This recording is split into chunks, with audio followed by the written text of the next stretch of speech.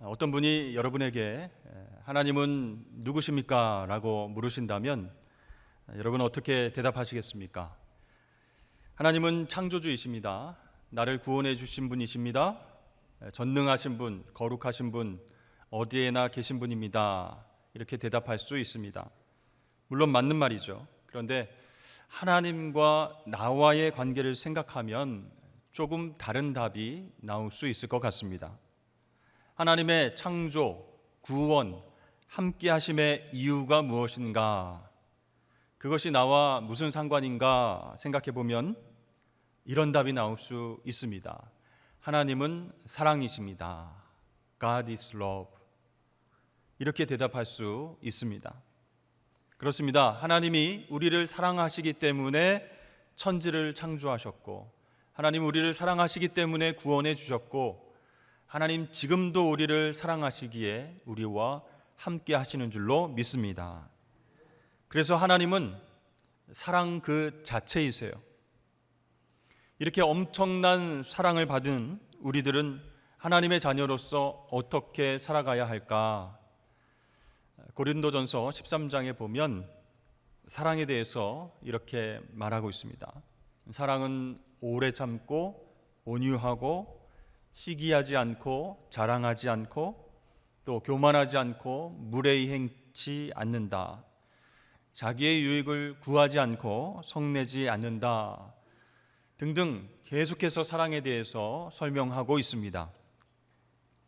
그런데 이 사랑의 정의를 계속 보다 보면 모두가 동사인 것을 알게 됩니다. 명사가 아니라 움직이는 어떤 행위로 표현된다는 것이죠. 자, 하나님께서 우리를 사랑하시기 때문에 하나님 직접 움직이셨습니다. 아담과 하와를 창조하시고 에덴 동산에서 거닐게 하셨습니다.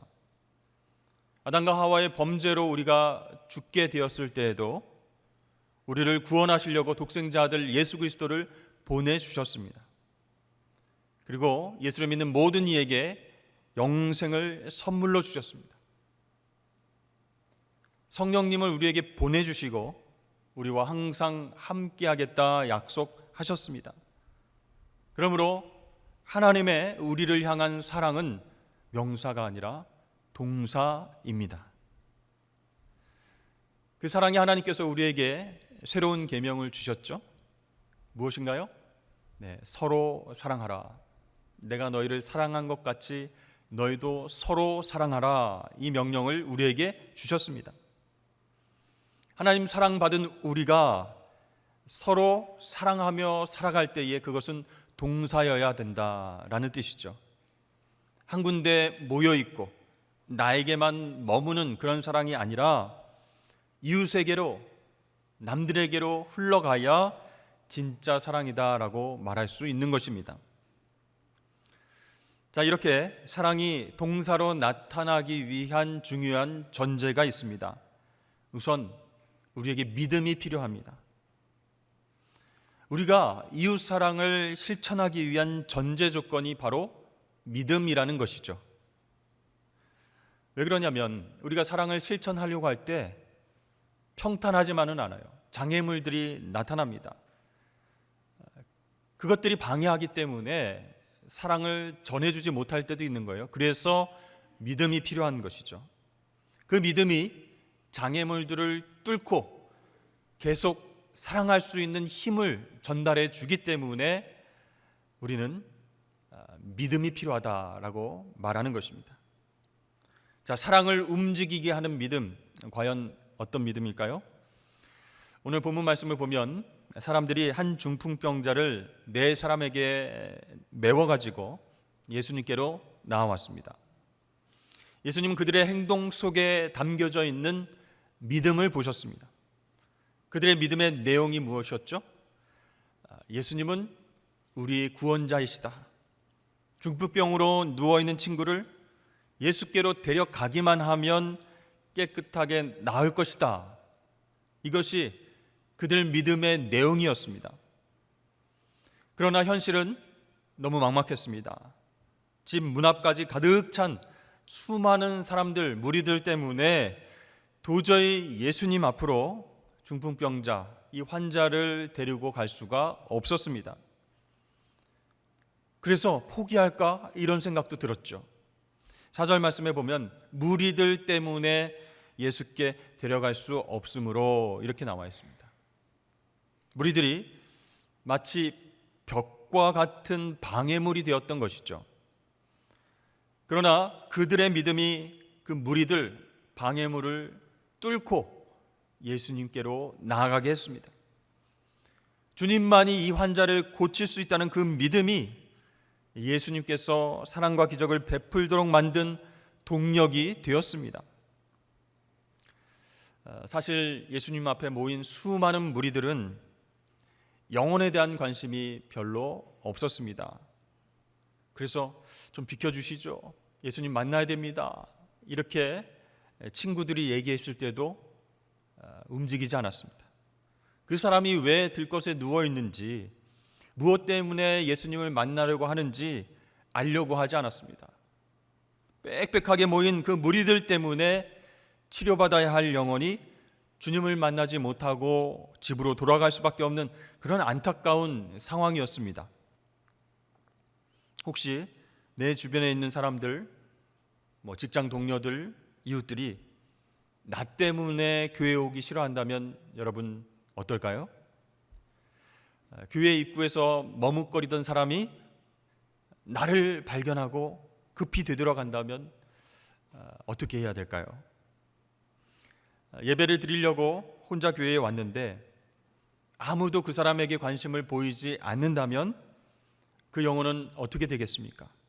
실망하고 돌아가면서 교회에 다시 오지 않으리라 이런 마음을 갖지 않겠습니까? 우리 과장님, 우리 부장님을 보면 교회가 싫어진다. 우리 사장님을 보면 진짜 하나님을 믿는지 의심스럽다. 여러분, 이렇게 생각하는 분들이 우리 주위에 한 사람도 없기를 바랍니다. 여러분, 우리가 예수 잘 믿고 있다는 증거 중에 하나가 무엇일까요? 내가 사랑하는 사람들을 예수님께로 데리고 왔을 때 그분들이 거부감을 느끼지 않는 것입니다. 그러면 내가 예수 잘 믿고 있구나, 그렇게 생각하셔도 됩니다. 아직은 하나님에 대해서, 교회에 대해서 잘 모릅니다. 그렇지만 나의 인격과 나의 말과 행동과 신앙의 모습을 지켜봤던 그분들이, 그래? 나에게 교회 가자고 했으면 한번 가볼까? 한번 그가 믿는 예수님을 나도 믿어볼까? 이렇게 생각하고 결단할 수 있어야 한다는 것이죠. 사랑하는 여러분, 오늘 본문 말씀을 통해서 우리 모두가 주님 앞에 구경꾼처럼 몰려든 그런 무리들이 되지 않기를 바랍니다. 나도 구원받지 못하고 남들의 구원기에도 방해하는 그런 안타까운 일들이 벌어져서는 안 될 것입니다. 사실 우리가 이웃을 사랑한다, 이웃을 돕겠다 이렇게 결심하기도 하지만 얼마나 사랑하고 얼마나 도울 수 있겠습니까? 나의 한계와 나의 연약함을 내가 더 잘 알고 있기 때문에. 그러나 내 힘으로 도울 수 없는 그런 상황이 있지만 내가 도와줘야 할 사람을 예수님 앞으로 데리고 갈 수는 있습니다. 예수님이시라면 그 사람의 모든 문제를 해결해 줄 수 있다라고 확신하는 것, 그것이 바로 믿음입니다.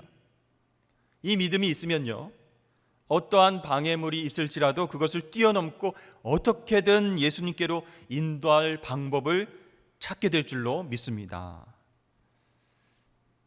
여러분, 이 믿음이 이웃을 향한 사랑의 출발점이 됨을 꼭 기억하실 수 있기를 바랍니다. 두 번째로 중요한 것은 행함으로 우리의 믿음을 나타내야 된다라는 것입니다. 야고보서를 보면요, 행함이 없는 믿음은 죽은 것이다 이렇게 말씀합니다. 중풍병자의 친구들은 자신들의 믿음을 행함으로 드러냈습니다. 예수님 하나님의 아들이시니까 다 아시고 치료해 주시겠지, 다 주님께 맡기고 기도하면 알아서 회복시켜 주시겠지, 이런 생각에만 머물러 있다면 그것은 믿음이 아니라 관념입니다. 성경에서 이것은 믿음이 아니라 그것은 죽음 믿음이라 이렇게 우리에게 이야기하고 있습니다. 그런데요, 오늘 본문에 나오는 이 4명의 친구들은 예수님께서 내 친구를 고쳐줄 수 있다라고 하는 그 믿음을 행동을 통해서 옮겼습니다. 어떻게 해요? 기발한 아이디어를 생각해냈습니다. 지붕을 뚫고 중풍병자가 누운 상을 달아서 예수님 앞으로 내리는 그런 방법이었습니다.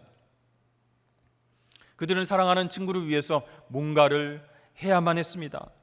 그런데 무리들 때문에 도저히 주님 앞으로 갈 수 없었어요.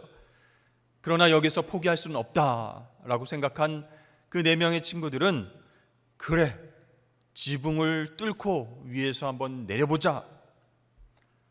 자, 이렇게 그들의 믿음은요, 창의적이고 구체적인 행동을 하게끔 만들었다는 것입니다. 팔레스타인 지역의 지붕은요, 우리 한국의 집처럼 이렇게 경사지고 또 견고한 콘크리트로 마무리된 그런 지붕이 아닙니다. 이게 지붕으로 올라갈 수 있는 계단이 다 있고요. 지붕은 평평하고 쉽게 뜯을 수 있는 그런 재질로 만들어졌습니다. 이 친구들이 환자를 데리고 옥상으로 올라가서 지붕을 뜯어내면요, 집주인은 분명히 손해배상 청구를 할 것입니다. 당연히 이 사람들은 수리비를 물어줘야 되겠죠. 그럼에도 불구하고 그들은 올라가서 지붕을 뚫고 친구를 예수님이 계신 곳으로 내렸습니다. 얼마나 급했으면, 얼마나 갈급했으면 이런 아이디어를 내고 이렇게까지 해서 예수님 앞으로 친구를 내려보냈을까? 여러분, 사랑하면 계산하지 않습니다. 지금 아파서 죽어가는 이 친구의 병을 고치는 것이 우선입니다. 어떻게 해서든 예수님께로 데려가야 했기 때문에 지붕을 뜯어낸 것입니다. 여러분, 여러분의 사랑이 진실한지 거짓인지 알아내는 방법이 하나 있는데요, 그것은 내가 지금 계산을 하고 있는지 안 하고 있는지를 살펴보면 됩니다. 하루 종일 계산기를 두드리면서 생각을 한다면 그것은 진정한 사랑이 아닙니다. 정말 어떠한 사람을 사랑한다면 계산하지 않고 행동하는 것입니다. 믿음을 갖고 움직이는 것입니다. 사실 이 친구들의 행동은 위험했기 때문에 비난받을 수 있습니다. 그러나 예수님은 다른 사람들은 다 비난했을 수 있지만 예수님만은 그들의 믿음을 보셨습니다. 왜 그들이 이렇게까지 환자를 당신 앞으로 데리고 왔는지 그걸 아셨습니다. 그렇습니다. 사랑은 믿음에서 출발해서 행함, 그 행함으로 완성되는 줄로 믿으시길 바랍니다. 예수님은요, 그들의 믿음을 보시고 이렇게 말씀하셨어요. 작은 자야, 내 죄사함을 받았느니라. 어떤 분은요, 이 장면에서 예수님께서 이 4명 친구들의 믿음을 보시고 중풍병자의 죄를 사하여 주셨다, 이렇게 해석을 합니다. 만약 그것이 사실이라면 우리는 교리적으로 헷갈릴 수 있게 됩니다. 여러분, 한번 잘 생각해 보십시오. 그것이 맞는 말인지. 자, 예수님께서 친구들의 믿음을 보시고 중풍병자의 죄를 사하여 주신 것 맞습니까? 아버지의 믿음이 크다고 해서 안 믿는 자녀가 구원을 자동적으로 받을 수 있습니까? 없습니다. 오직 자신의 믿음으로 구원을 받습니다. 그렇다면 여기에 나온 그들의 믿음은 무슨 뜻일까요? 네 사람의 친구와 중풍병자, 그들 모두의 믿음을 뜻하는 것입니다. 그러니까 치료가 불가능한 중증 환자지만 예수님께로 가게 되면 분명히 치료받을 수 있다, 나을 수 있다라고 하는 그 믿음을 누가 가졌어요? 환자와 더불어서 4명의 친구들이 그 믿음을 소유하고 있었습니다. 그 믿음을 주님께서 보시고 죄사함의 선포를 해주신 것이죠. 그리고 그 환자를 고쳐 주셨습니다. 오늘 말씀을 쭉 읽다 보면 예수님께서 중풍병자 이 환자를 향해서 내 믿음이 너를 깨끗게 하였느니라 이렇게 말씀하실 줄 알았는데 그게 아니라 내 죄사함을 받았느니라. 왜 주님이 이렇게 말씀하셨을까? 그런 생각이 들죠. 환자 입장에서 보면 자신이 기대했던 말씀이 아니었습니다. 내 병이 깨끗하게 나았다 이런 말씀을 기대했는데 그게 아니라 예수님은 먼저 죄사함의 선포를 하셨던 것이죠. 여러분, 육신이 건강해졌는데 구원을 못 받고 지옥을 가는 것이 좋겠습니까? 아니면 죄사함 받고 나중에 육신이 건강해지는 것, 그것이 더 낫겠습니까? 이 죄사함이라고 하는 것은요, 인간이 직면한 문제들의 가장 근본적인 해결책입니다. 인간의 불행과 허무와 방황은 무엇 때문입니까? 죄 때문입니다. 죄 때문에 불행해지고 죄 때문에 무의미한 삶을 살고 죄 때문에 하나님의 진노를 피할 수 없게 됩니다. 그렇습니다. 죄의 문제 해결보다 더 중요한 것이 없기 때문에 또한 죄 사함의 권세가 예수님께 있음을 보여주시기 위해서 예수님은 중풍병자를 향해서 먼저 죄 사함의 선포를 하셨습니다. 중풍병자는 오늘 말씀에도 나오지만 혼자의 힘으로 움직일 수 없는, 누가 도와주어야만 이동할 수 있는 그런 중병입니다. 영적으로 보면 이스라엘 백성들의 상태가 바로 중풍병자와 같다는 것입니다. 스스로 움직일 수 없는, 꼼짝할 수 없는 중병에 걸린 그 이스라엘 백성들이 살아나서 일어서기 위해서는 예수님께로 나아가야 합니다. 여러 방해물이 있을지라도 믿음으로 움직여야 된다는 거예요. 주님을 만나야 살아날 수 있음을 보여주는 그런 사건이었습니다. 자, 이스라엘 백성들은 예수님을 바라보면서 이렇게 말해야 합니다. 당신은 하나님의 아들이십니다. 나를 구원해 주실, 우리 이스라엘을 구원해 주실 메시아이십니다 라고 고백하면서 자신의 믿음을 보여드려야 됩니다. 그럴 때에 죄와 우상 숭배로 인해서 올무에 매인 이 이스라엘이 다시 자유케 되는 것이죠. 다시 살아날 수 있게 되는 것입니다.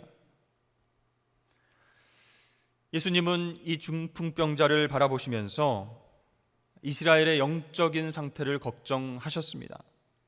그래서 그를 향하여서 먼저 죄사함의 선포를 하시고 육체의 병도 깨끗하게 고쳐주셨습니다.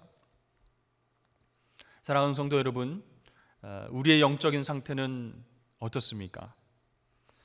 우리나라를 보면요, 예전보다 훨씬 잘 살게 되었습니다. 부족함이 없게 되었습니다.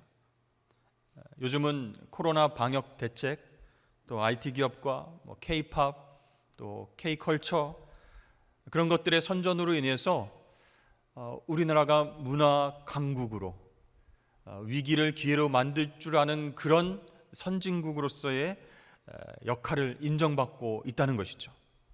그래서 언론에서 보면 이제 우리가 선진국 대열에 이미 들어섰다 이렇게 앞다퉈서 보도하고 있지 않습니까? 그런데 중요한 것은 영적인 상태는 어떠한가? 그것입니다. 한국교회는, 우리 그리스도인들은 과연 영적인 상태가 성장했는가, 성숙했는가? 라는 물음 앞에 우리가 어떻게 대답할 수 있겠습니까? 스스로 말씀을 읽지도 기도하지도 경건 훈련을 받지도 못하는 그런 영적인 중풍병에 걸려있지는 않습니까? 성령께서 강권해서 예수님 앞으로 데려가기 전에는 아무것도 못하는 상태가 된 것은 아닐까요?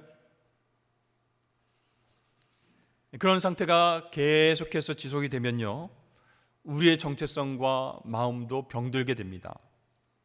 내가 누구였더라? 내가 하나님의 자녀가 맞는가? 내가 살아보니까 신앙으로 안 되는 게 많아.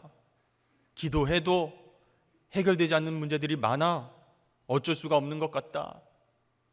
이렇게 믿음을 저버리고 자신의 정체성을 내려놓고 세상 사람들과 똑같이 살아가고픈 유혹에 우리는 노출되게 됩니다. 우리가 주님의 풍성한 은혜와 기적과 사랑을 경험할 수 있음에도 불구하고 영적인 중풍병에 걸려 있으면 아무것도 못하는 거예요. 여러분, 어떻게든지 예수님 앞으로 나아오시길 축복합니다. 지붕을 뚫고서라도 믿음을 갖고 그분 앞에 나와서 나의 연약함과 죄성을 드러내십시오. 그럴 때에 놀라운 회복의 은혜가 우리에게 임하게 될 줄로 믿습니다. 올무에서 자유케 되는 역사, 그런 회복의 역사, 기적의 역사가 우리를 찾아올 것입니다. 여러분, 우리 주변을 한번 둘러보시고 예수님의 사랑이 필요한 사람이 있는지, 영적으로 스스로 움직일 수 없는 그런 병에 걸려서 방황하고 있는 그런 이웃들은 없는지 살펴보시길 바랍니다. 그리고 그 영혼을 품고 기도하면서 기회가 될 때마다 그들을 예수님께로 인도하십시오. 내가 할 수 없는 일들을 예수님은 할 수 있다고 믿으시고 움직이십시오. 행동하십시오. 그렇게 되면요, 사랑하는 사람들이 복음을 듣게 됩니다. 그리고 예수님을 만나게 됩니다. 그리고 죄사함을 받고 영육이 회복되면서 하나님의 자녀가 되는 놀라운 기적을 우리가 경험하게 되는 것입니다. 여러분, 사랑은 명사가 아니라 동사입니다. 구원받아야 할 그 영혼들을 떠올리고 정말 그분들을 사랑한다면 그분들에게 영적인 도움을 먼저 베푸는 것이 우선순위가 되어야 합니다. 죄사함의 은혜를 먼저 누릴 수 있도록 예수님께로 인도하는 것이 제일 먼저 해야 할 일입니다. 천사가 마리아와 요셉에게 나타났을 때 앞으로 태어나게 될 예수님, 이 예수님이 이 땅에 오신 목적이 뭐라고 했습니까? 아들을 낳으리니 그 이름을 예수라 하라. 이 예수의 뜻은 구원이라는 뜻입니다. 그분은 자기 백성을 죄에서 구원하시기 위해서 오셨습니다. 그래서 십자가로 가셨습니다. 그것이 예수님께서 이 땅에 오신 근본적인 목적입니다. 우리 스스로 해결할 수 없었던 인간의 가장 근본적인 문제, 삶의 딜레마인 이 죄의 문제를 해결하기 위해서 예수님이 오셨습니다.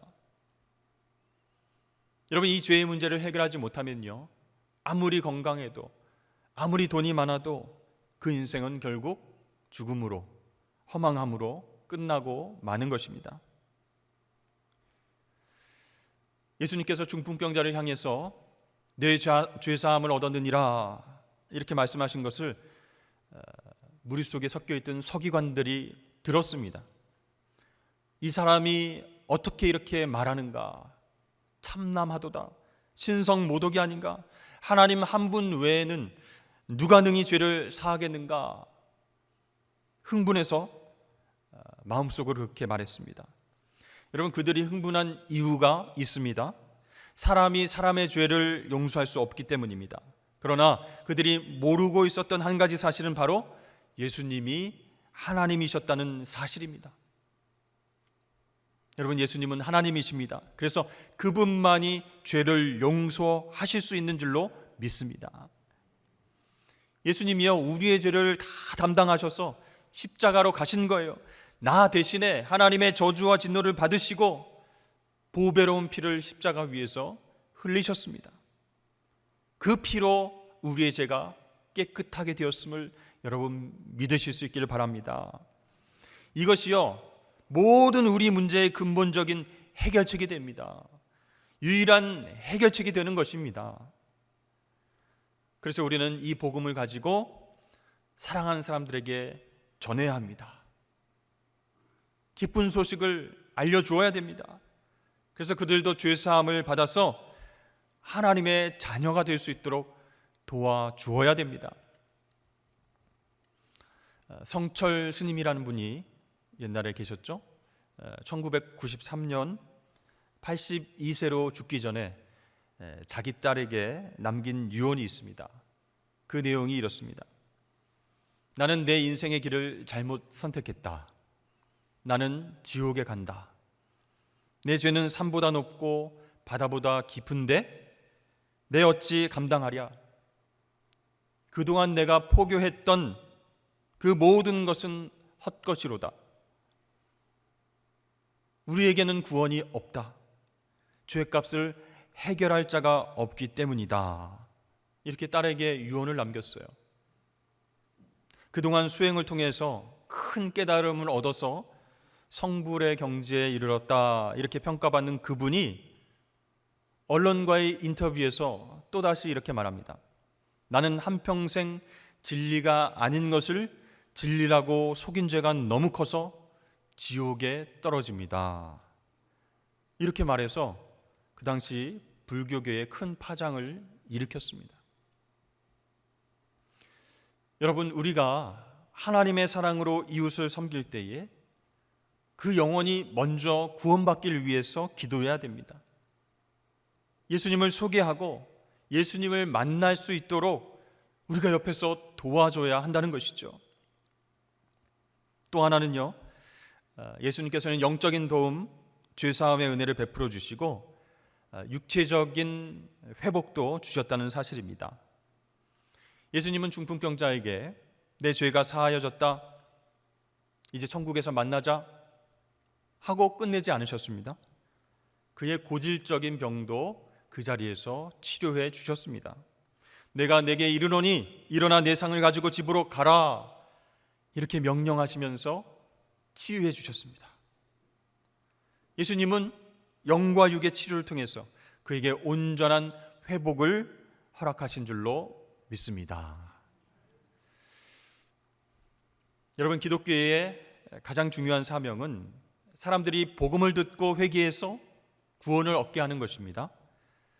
그러나 육체적인 필요도 절대로 우리는 간과해서는 안 됩니다. 여기에 기독교의 또 다른 사명이 있습니다. 예수님께서 선한 사마리아 그 비유를 통해서 강도 만난 이웃을 어떻게 대하라고 말씀하셨습니까? 물론 강도 만난 사람에게 복음을 전하고 거듭나도록 도와주어야 됩니다. 그런데 죽어가고 있는 그 상황 속에서 주님께서 중요하게 보시는 점은 바로 강도 만난 사람의 실제적인 필요를 채워주는 것, 그를 돕고 섬기는 그런 일이었습니다. 그리고 그 비유를 마치시면서 가서 너희들도 이와 같이 하라, 이렇게 명령하셨습니다. 그렇습니다. 사랑하는 이웃들, 고통받는 영혼들을 위해서 우리가 해야 할 일은 바로 그들의 실제적인 필요를 채워주고 섬기는 일입니다. 우리 교회는요, 그동안 은혜의 마중물, 각 동산별로 지역사회에 필요한 도움이 없을까 살펴보고 그렇게 돕는 일들을 했습니다. 또 사랑 나눔 헌혈도 했고요, 추석을 맞이해서 사랑의 선물도 나누었습니다. 매주 목요일마다 또 위드 봉사를 통해서 독거노인들을 돕고 있습니다. 겨울철에는 연탄도 나누고 김장김치도 나눕니다. 왜 우리가 이렇게 합니까? 이웃들의 실질적인 필요를 위해서 우리는 기도하면서 함께 후원하고 섬기는 것이죠.